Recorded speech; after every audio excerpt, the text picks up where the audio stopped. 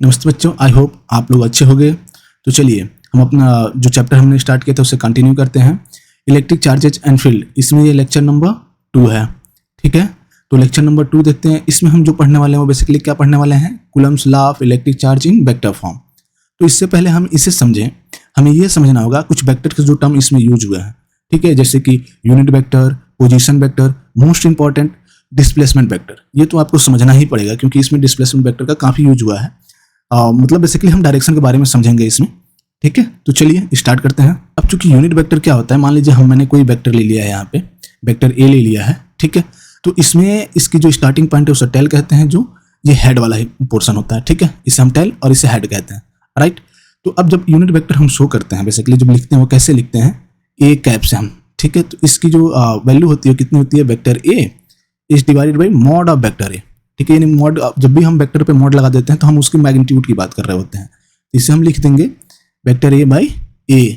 ठीक है, लेकिन बात ये आती है, ये तो हमारी वैल्यू हो गई कि हम जो यूनिट वेक्टर की वैल्यू निकालते हैं ऐसे निकालते हैं। लेकिन बात ये आती है कि इसका काम क्या होता है। तो इसका काम होता है डायरेक्शन, मतलब किसी भी वेक्टर का डायरेक्शन बताना।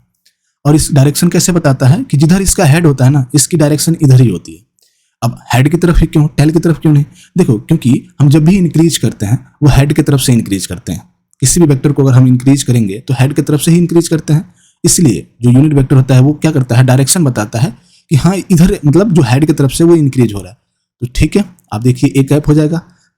तो चलिए अब समझते हैं हम पोजीशन वेक्टर। सिंपल है, मान लीजिए मैंने कोई पॉइंट पी ले लिया है, यहाँ पे ये एक्स वाई और जेड एक्सिस है। ठीक है, इस एक्सिस में मैंने एक्स वाई प्लेन लिया है, उस प्लेन में ये ऐसे बनाया हुआ है कि पॉइंट पी हमने यहाँ ले लिया। अब हमने ना इसका पोजीशन फाइंड आउट करना है, तो हम सिंपल सा काम करेंगे, जो इसका ओरिजिन ओ है, ठीक है ना, यहाँ से डायरेक्टली एक वेक्टर को हम ड्रॉ करेंगे इस पॉइंट पी तक। ठीक है, और इसी वेक्टर को हम कौन सा वेक्टर कहते हैं, पोजीशन वेक्टर, क्योंकि ये पॉइंट पी की लोकेशन बता रहा है ओरिजिन से। ठीक है, और इसे डिनोट करते हैं हम वेक्टर आर से। तो जो वेक्टर आर होता है ना, वेक्टर आर इक्वल टू क्या होता है, एक्स आई कैप प्लस वाई जे कैप प्लस जेड के कैप, राइट। और यहाँ पे जो आई कैप है, जे कैप और के कैप है ना, ये बेसिकली यूनिट वेक्टर है एक्स और वाई जेड का, राइट। और ये किधर है, जिधर ये इंक्रीज हो रहा है, तो ये आई कैप है, इधर जे कैप हो जाएगा, इधर के कैप हो जाएगा, राइट। ऐसी कोई दिक्कत तो नहीं हुई ना समझने में? हाँ, अगर इसका हम मैग्नीट्यूड निकालें तो कैसे, मॉड लगा दो सिंपल। ठीक है, ये आर के बराबर हो जाएगा, और जो वैल्यू निकालते हैं वो हम ऐसे निकालते हैं, x square plus y square plus z square. ठीक है, सिंपल है ये। अब बात आती है कि इसकी डायरेक्शन, चूंकि ये भी तो एक वेक्टर है ना, तो इसकी डायरेक्शन किधर होगी, जिधर ये हेड है इसका, राइट, इधर की तरफ। और शो किससे करेंगे हम, आर कैप से। ये यूनिट वेक्टर ऑफ आर है, राइट। ठीक है, तो चलिए अब देखते हैं हम डिस्प्लेसमेंट वेक्टर। ये आ गया डिस्प्लेसमेंट वेक्टर। तो देखो पहले हम समझते हैं ना, देखो आप लोग तो पता होगा ना सिंपल सी बात की डिस्प्लेसमेंट होती क्या है। मान लो कि ये पॉइंट मैंने ले लिया, इस पॉइंट को मैंने ए दे दिया है नाम, और मैं यहाँ पहुँच गया पॉइंट बी पे।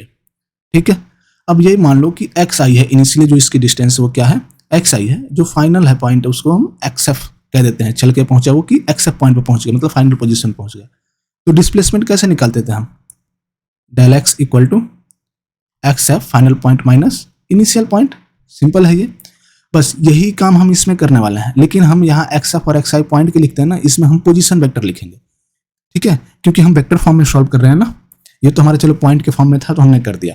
अब वेक्टर फॉर्म में सॉल्व कर रहे हैं हम इसको, तो इसमें हम, तो चलो मान लेता हूँ कि मैं यहाँ पे कोई पॉइंट P1 ले लिया, जो कि हमारा इनिशियल पॉइंट है। पहले मैं यहाँ खड़ा था, फिर कुछ समय चलने के बाद से मैं पॉइंट P2 पे पहुंचा, जो कि हमारा फाइनल पॉइंट है, राइट। अब यहाँ पहुंचने के बाद से मैं क्या करूँगा, ओरिजिन से देखूंगा कि हमारा मतलब पोजीशन क्या है। तो देखिए इसका पोजीशन आर आई ले लेते हैं, चूंकि इनिशियल पॉइंट है ये, और P2 का हम क्या ले लेते हैं, आर एफ, राइट। अब डिस्प्लेसमेंट निकालते हैं, तो आपको पता होगा इनिशियल से हम फाइनल पॉइंट की तरफ जा रहे हैं। वेक्टर हमारा कहाँ से लेंगे, initial point two the final point, right. अब यहाँ पे बात आती है कि जब हम यहाँ पे डिस्प्लेसमेंट वेक्टर निकालेंगे तो सिंपल है, डेल आर से शो करेंगे हम उसे। ओके, तो फाइनल पोजीशन वेक्टर क्या है हमारा, आर एफ है, ठीक है, minus initial position vector are आई। ये आपका डिस्प्लेसमेंट वेक्टर हो गया। ठीक है, ये आपका क्या हो गया, डिस्प्लेसमेंट वेक्टर हो गया। अब इसी चीज को, ये आर एफ माइनस आर आई को शॉर्ट फॉर्म में लिखते हैं, तो कैसे लिखते हैं, आर एफ आई। ठीक है, ये हमारा शॉर्ट फॉर्म का मतलब डिनोशन होता है कि शॉर्ट फॉर्म में ये एक तरीके से भी डायरेक्शन ही बताता है आपका। ठीक है ना, कि इनिशियल टू फाइनल पोजीशन कैसे जा रहा है। क्योंकि वेक्टर में आप एक बात बताइए ना, कैसे पहचान में आएगी कि कौन से पॉइंट से कैसे जा रहे हो, तो ये शो करना जरूरी होता है, इसलिए RFI।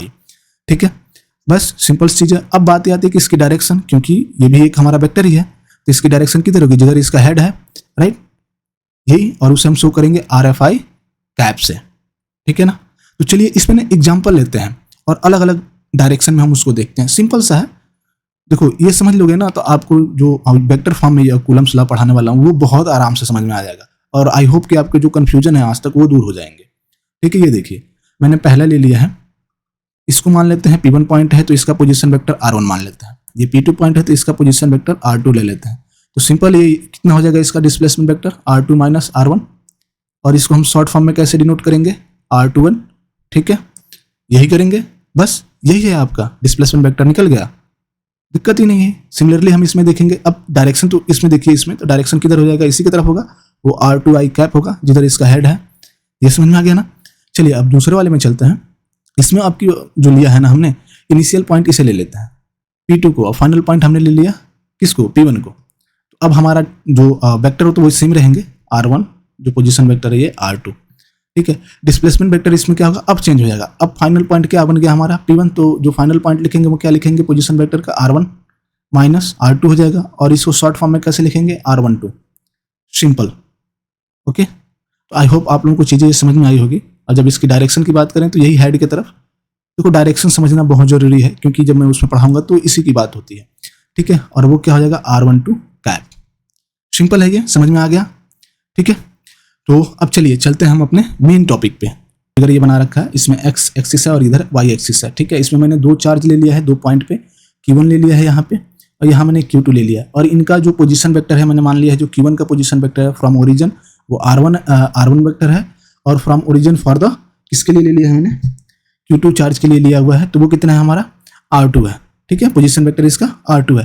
तो अब चलिए डिस्प्लेसमेंट निकालते हैं, किसके लिए, पहले हम मान लेते हैं जो फोर्स निकल रहा है, जो फोर्स हम लगा रहा है ना Q1 बाई Q2, यानी Q2 पे फोर्स लग रहा है ड्यू टू Q1। तो चलिए पहला केस हम स्टडी करते हैं। तो इसमें हम पहले डिस्प्लेसमेंट निकाल लेंगे। तो देखिए निकाल रखा है मैंने डिस्प्लेसमेंट पहले से, क्योंकि हमारा Q2 फाइनल पॉइंट हो जाएगा और Q1 हमारा इनिशियल पॉइंट हो जाएगा। तो इसके लिए आपको तो अच्छे से पता है कि R21, ठीक है, फाइनल पॉइंट क्या है हमारा R2 है, और इनिशियल हमारा है R1। ठीक है ना।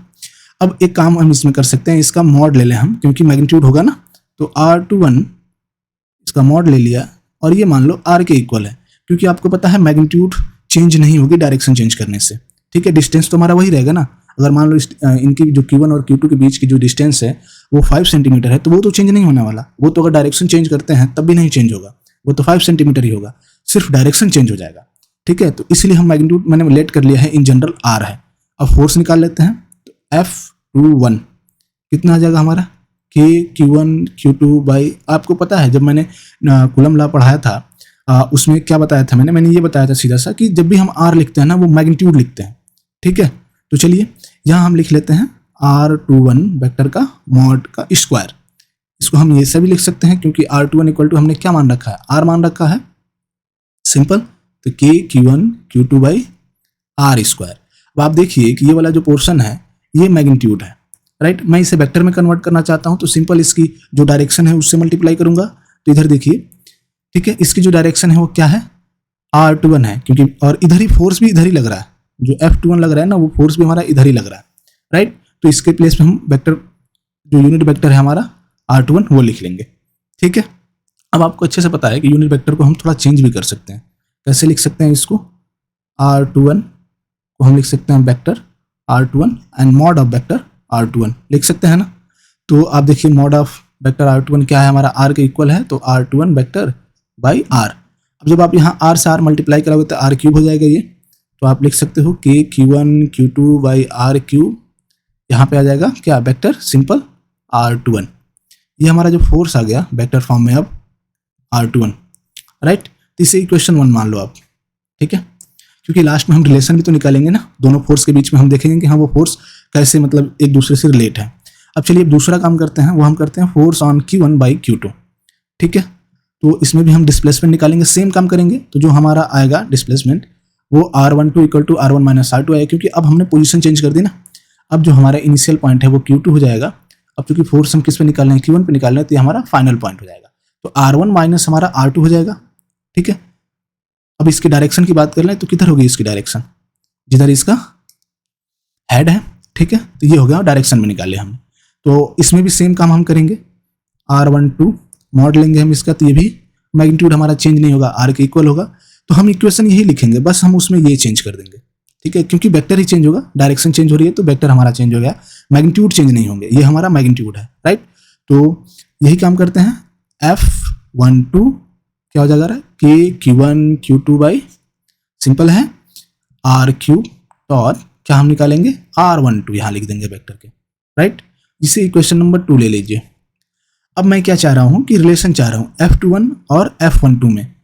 तो हम मैग्नीट्यूड तो जो है हमारा वो तो चेंज नहीं कर सकते, उसमें कुछ भी हम छेड़खानी नहीं कर सकते। अगर हम कुछ कर सकते हैं तो हम वेक्टर में कर सकते हैं। तो देखिए मैं क्या कह रहा हूँ कि R12 हमने यहाँ लिया था, मैं यहाँ निकाल दे रहा हूँ, यहाँ पे R12 वेक्टर है, इसको मैं R1 माइनस R2 है ना, अगर माइनस कॉमन ले लूँ तो R2 माइनस R1 लिख सकता हूँ मैं इसे, ठीक है, आराम से लिख सकता हूँ। अब आपको पता है माइनस R2 माइनस R1 क्या लिखेंगे हम R21, राइट। तो R12 के प्लेस पे हम माइनस R21 लिख सकते हैं। तो चलिए इक्वेशन 2 में रख दीजिए इसे, F12 इक्वल टू माइनस में इधर लिख दे रहा हूँ, ये आ गया हमारा K Q1 Q2 by R3, ठीक है, और यहाँ आ जाएगा हमारा R21, क्या आ जाएगा R21, राइट। अब आप देखिए कि ये वाला जो है ये किसकी वैल्यू है, F12 की, F21 की, आप देखिए यहाँ पे, तो ये हो जाएगा माइनस F21, ठीक है। तो रिलेशन भी आ गया हमारा इसमें, राइट, ये आ रहा है रिलेशन। इस रिलेशन को देख को आपको कुछ याद आ रहा है, क्योंकि जो फोर्स लग रही हैं इक्वल एंड अपोजिट है, और ये किसको फॉलो कर रही हैं, Newton third law of motion. क्या था Newton third law of motion, every action has equal and opposite reaction, ठीक है। तो यही है इसमें। अब बात ये आती है कि हमने तो इसमें रिलेशन भी निकाल ली, फोर्स भी निकाल ली, अब इसकी फोर्स की नेचर कैसी होगी, डायरेक्शन भी देख ली हमने। तो देखिए मैंने पहले भी बताया हुआ है कि जो फोर्स की नेचर हम देखते हैं ना, F इक्वल टू अगर पॉजिटिव वैल्यू आती है तो हमारा कैसा फोर्स होगा, अपोज रिपल्सिव फोर्स होगा। और F इक्वल टू जो निगेटिव वैल्यू आएगी वो किसको डायरेक्ट करती है, अट्रैक्टिव फोर्स होगा फिर, ठीक है ना, फोर्स हमारा कैसा होगा, अट्रैक्टिव होगा। ये सिंपल सा चीज़ याद रखिए, इसके अलावा और कुछ याद रखने की जरूरत नहीं है। तो इस फोर्स में आप एक बार इस इक्वेशन 1 में देखिए, मैं बता देना चाहता हूँ आपको, थोड़ा सा क्लियर करना चाहता हूँ। इसमें देखिए जो प्लस है या यहाँ पे जो प्लस माइनस का साइन होगा वो बेसिकली क्या शो करता है, ये फोर्स की नेचर शो करता है। ये जो है ये वाला पार्ट ये मैग्नीट्यूड शो करता है, राइट, और ये डायरेक्शन शो करता है, ठीक है, समझ में आ गया। तो हमारे पास डायरेक्शन भी है, मैग्नीट्यूड भी है और फोर्स का नेचर भी है कि फोर्स हमारा कैसा है। आई होप मैंने वो सारे जो इसमें टॉपिक है वो कवर किया है मैंने, ठीक है। इस टॉपिक में जो भी आपकी कन्फ्यूजन हुई होगी, और मुझे लगता है कि आपकी कन्फ्यूजन क्लियर हो गई होगी, ठीक है, इजी तरीके से बताने की कोशिश की है। तो चलिए हम मिलते हैं नेक्स्ट लेक्चर में। बेसिकली नेक्स्ट लेक्चर में जो हम पढ़ने वाले हैं वो हम पढ़ने वाले हैं सुपरपोजिशन प्रिंसिपल, ठीक है, और दूसरा हम पढ़ने वाले हैं वो है परमिटिविटी।